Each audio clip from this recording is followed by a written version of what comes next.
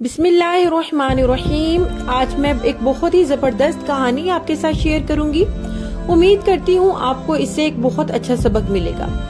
एक सुनार के इंतकाल के बाद इसका खानदान मुसीबत में पड़ गया।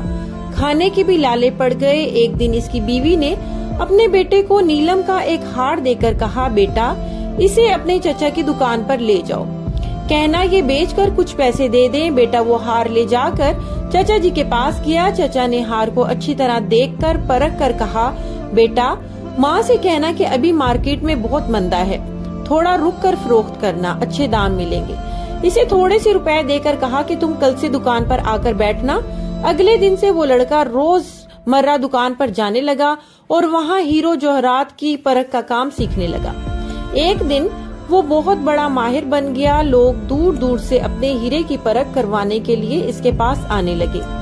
एक दिन इसके चचा ने कहा, बेटा अपनी माँ से वो हार लेकर आना और कहना कि अब मार्केट में बहुत तेजी है, इसके अच्छे दाम मिल जाएंगे। माँ से हार लेकर इसने परखा तो पाया वो तो जाली है। वो इसे घर पर ही छोड़कर दुकान लौट आया। चाचा ने पूछा, बेटा हार नहीं लाए? इसने कहा, चाचा वो तो जाली था। तब चाचा ने कहा, जब तुम पहली बार हार लेकर आए थे, इस वक्त अगर मैंने इसे जाली बता दिया होता तो तुम सोचते कि आज हम पर बुरा वक्त आया तो चचा हमारी चीज को भी जाली बताने लगे। आज जब तुम्हें खुद इल्म हो गया तो पता चल गया कि हार नकली है। सच ये है कि इल्म के बगैर इस दुनिया में हम जो भी सोचते, देखते और जानते हैं सब गलत है।